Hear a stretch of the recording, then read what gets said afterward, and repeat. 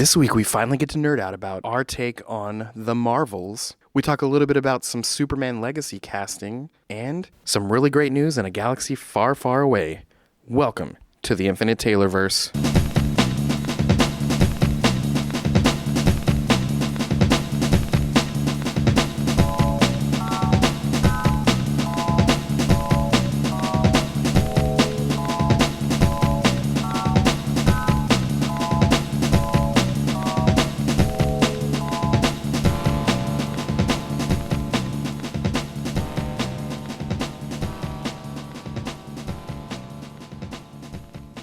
Warning. Red alert.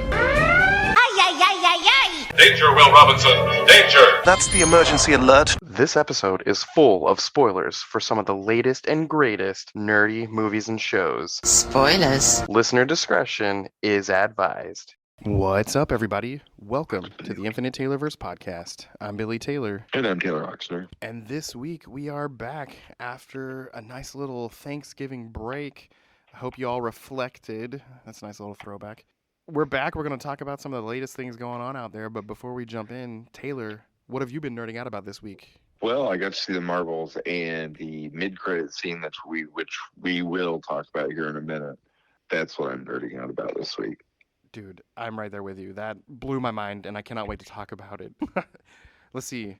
My nerding out, it is that as well, but my big nerding out that I'm going to go with for the week, I was able to play Super Mario RPG, the remastered version on the Switch. I've talked about this a zillion times. My favorite games of all times were the Legend of Zelda games, but the other two games that just kind of put the wind in my sails were the Chrono Trigger game and the Super Mario RPG game. Both of those on the Super Nintendo. And they digitally remastered it, gave it a new, fresh HD remake. And man, it was so much fun. I literally couldn't stop playing it, and I beat it in 3 days.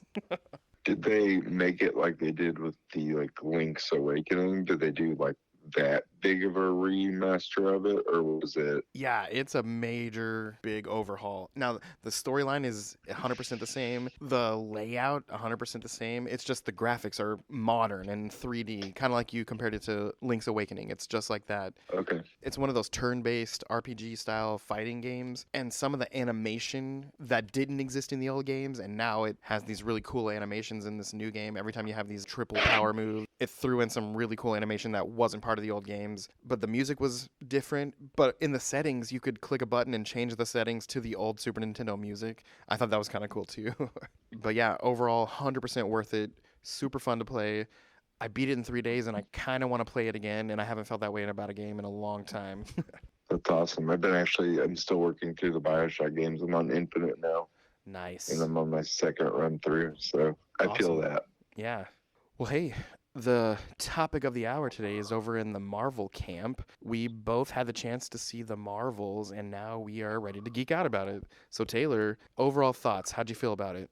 I didn't think it was the best Marvel movie by any means, and I didn't think it was the worst. I think it's pretty middle of the pack, aside from a couple things that maybe makes it a little higher than middle of the pack. Yeah. And major spoilers for this if you guys haven't seen it. Just be aware. Oh, yeah. But the comedy was good on it. It didn't feel super forced. The whole concept of them switching when they were using their powers at the same time, and then the montage of them figuring out how to do it to help them, I thought was really cool. Yeah. All those fight scenes where they incorporated that, I thought were really nice and kind of unique because of it. Yeah. I also, on the other hand, the villain was super forgettable. To the point where I couldn't even tell you. I could probably tell you what she was doing and, certain things, but I'd probably forget details. I really didn't. And after coming off that Loki thing, I was like, man, this is going to be hot garbage coming off of that. But it really didn't. It didn't. With the low expectations going into it, it really pushed past my expectations. So, like I said, I'd probably give it a solid C plus, B minus, somewhere in there. That's kind of where I stand too. It's by no means the worst Marvel movie I've ever seen, and there's a few that I obviously like quite a bit better. So calling it above middle, that's good. A solid B minus B. I really enjoyed it. I agree with you that the comedy was perfect. Nothing felt out of place, and I really liked getting to see the relationship develop between the three main characters, especially Kamala and Carol. I just tried to put myself in her shoes, Kamala's shoes. Like, what would happen if these characters, these people that I idolized, if suddenly we were teamed up? That'd be so crazy. And she acted just like, teenage me probably would have. Who am I kidding? Grown up me probably would have. Yeah, I could safely say Kamala was like the best part of the movie. I felt that way too. And it was fun to, catch up with a lot of the side characters, like her family. Her family always cracks me up. And Nick Fury, obviously, it was enjoyable seeing his role with Sword and the whole Goose side story happening with all the baby Flurkins being born and everything was pretty funny. And yeah, you already mentioned, how cool it was to watch the fight scenes where they were able to control and coordinate their switching and everything. And those were visually pretty cool scenes, I thought, especially when they took control of it. And then, man, I know you hate musicals so much, but the whole singing planet scene cracked me up. I really enjoyed that scene. I think I audibly groaned. You weren't with me, but I heard it. There were parts of it that didn't bother me like that, and I liked at this certain point where they were like, okay, you start talking to the guy normal, because they knew it was just easier to do it that way. It's my whole like beef with musicals, and I like how they did exactly what I would want someone to do in a musical, so I did like that part of it. I did laugh out loud when Monica said, "Why isn't he singing?" and Carol said, "Oh, he's bilingual." Yeah. Made me laugh. Yeah, that was good. It was fun. It was super fun. That's all I can say. Yeah. It was super fun. And do I think, like I said, I think it's like middle of the pack. I don't think it's the worst trash ever. I mean, I definitely think it's better than Iron Man 2. Yeah, and I'm not getting all the hate. Well, I get where it's coming from because these people. I know where it's coming from. And I hate that that's a thing, but it is not the hot garbage that a lot of people online are trying to make it out to be. No, it's not. There's also the whole Marvel has a problem with villains thing, which is kind of true. Yeah. And this one kind of made their point pretty loudly. Like I said, it was very unmemorable. And like also kind of dumb. I did think the bad guy was just, the whole idea of it was dumb. But anyway, I did like seeing Nick Fury. Yeah. For like the first time since Secret Invasion, and he's acting kind of like normal Nick Fury again, it seemed. Yep. And he's I'm assuming that's the Sword facility, yeah? Yes. Yeah. I have to say that my favorite part of the movie, or I guess maybe the most audibly gasped at excitement part of the movie, was the mid-credits scene. Yeah. So this is gonna be some talking about this. Go ahead. So yeah, the whole rift in space and rift in the dimension, I guess, sucked Monica into this parallel dimension, and next thing you know, she wakes up and she is on a ship. And we have Beast from the X-Men, voiced by Kelsey Grammer. He was completely CGI, though, this time around. Looked amazing. And then we had, I guess, was that their version of Photon? Who was that supposed to be? Binary. Oh, okay. That's the Binary costume that Carol gets in the comics. I had to figure that out for a half second. It took my brain, my brain lagged, and Lauren was like, "Why is her suit so different?" And I was like, "Oh, yeah, because it's Binary." Gotcha. Which she became Binary when she was with the X-Men. Okay, well, that makes sense. And yes, so it is in this MCU, and how they're doing this version, I believe, is they're having that Monica's mother never died, and then she probably was Captain Marvel, and then went to the X-Men and became Binary there, and Carol probably died. Gotcha. Yeah, or Carol, something else happened.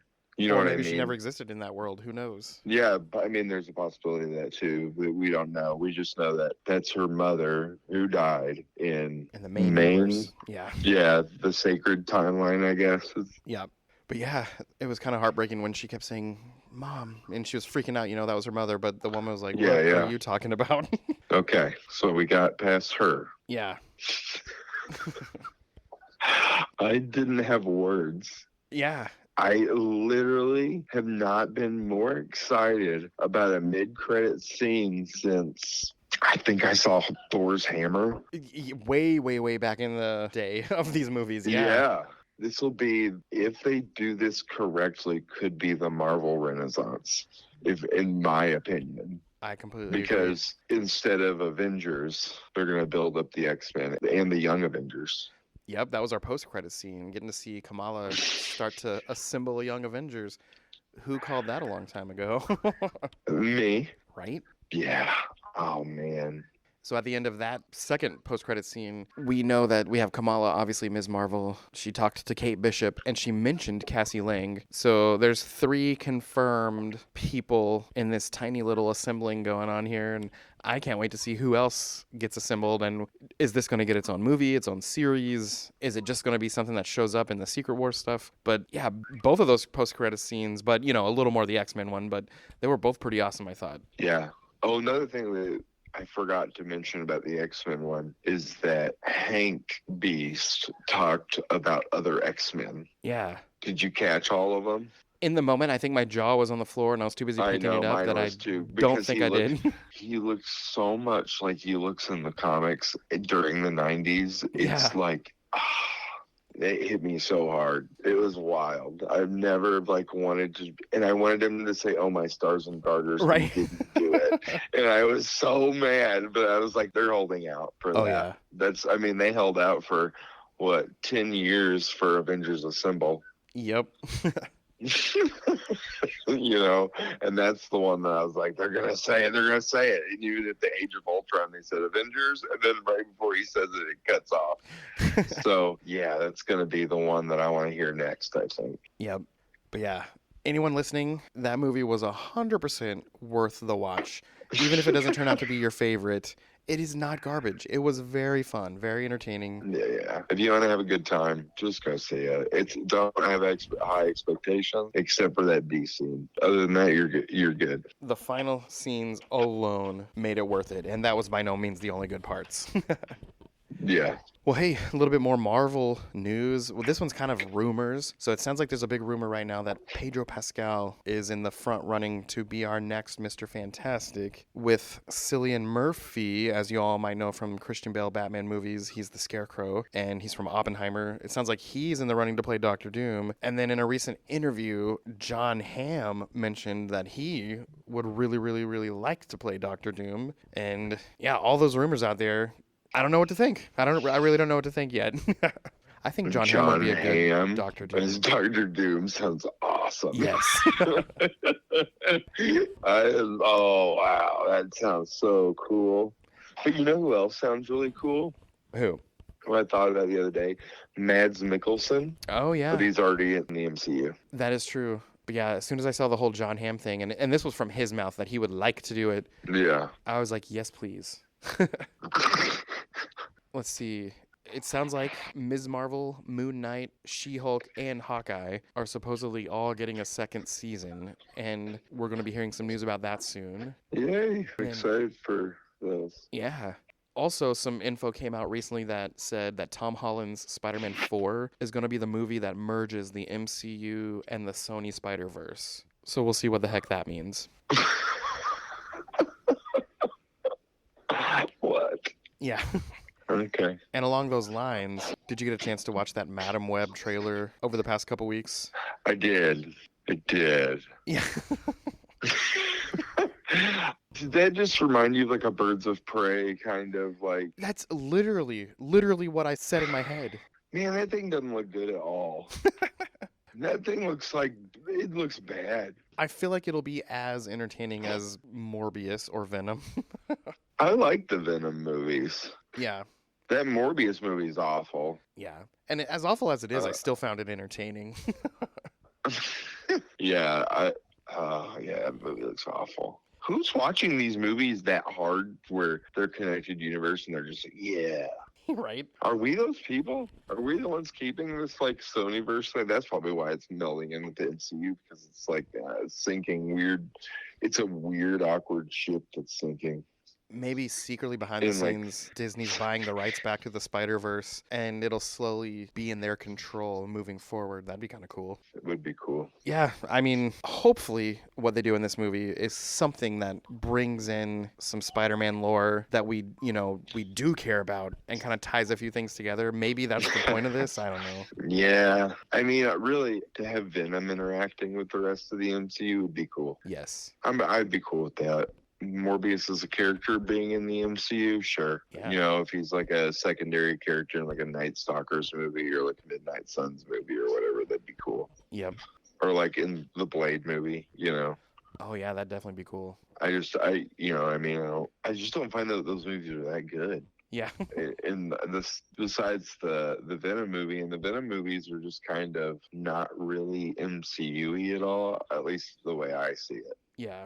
And I'm kind of with you. I don't find any of these particular Sony movies to be masterpieces by any means. I do find entertainment value in them. I haven't really rewatched any of them except Venom. That's the only one I've rewatched. I've watched both the Venom movies.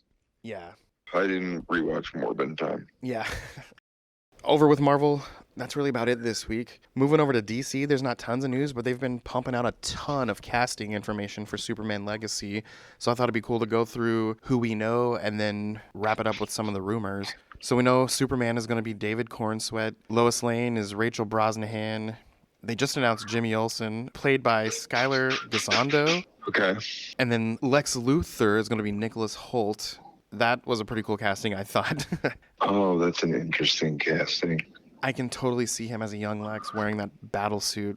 Yeah, maybe. Then they announced Eve Tessmacher is going to be played by Sarah Sampaio, and the engineer Maria Gabriela de Faria. And then Guy Gardner is going to show up, played by Nathan Fillion. Nathan Fillion's going to be Guy Gardner? Yeah, Nathan Fillion's going to be Guy Gardner, and that's a confirmed one. What? He could be Hal. Right? I think from what I read, that's what most people are saying, but it sounds like they want Hal to be someone a bit younger. I don't know. Okay. Hawk Girl is played by Isabella Merced. Mr. Terrific, Edie Gathigi. And Rex Mason, a.k.a. Metamorpho, is played by Anthony Carrigan. That's the dude that played Zaz on the Gotham TV series. Oh, okay. And then here's some rumors. Michael Rooker is going to be Sam Lang, and Brendan Fraser is going to be Jonathan Kent. Those would both be amazing. Yeah. Okay.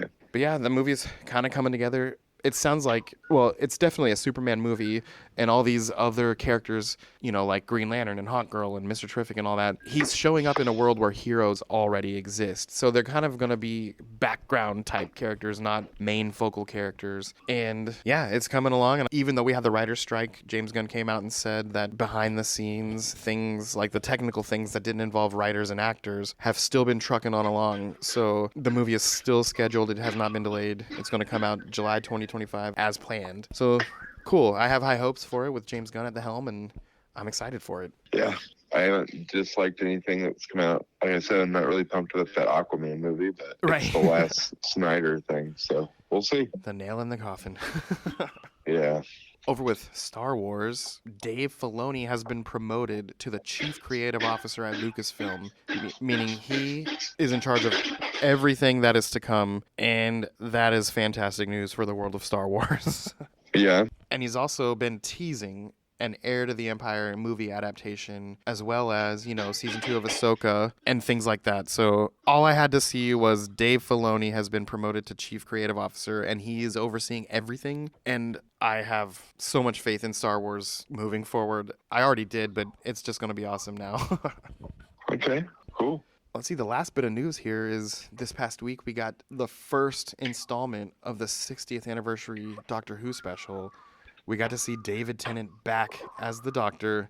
He was obviously Doctor number 10 back in the day, and he regenerated again recently. And David Tennant, it's not a reappearance of number 10. He just happens to also be number 14. So we have the 14th Doctor played by David Tennant. The episode was so amazing, and I cannot wait to see how they wrap it up with these next 2 episodes. It's now on Disney Plus, and we're getting one every Saturday for these 3 weeks, and I'm so pumped about it. It was awesome.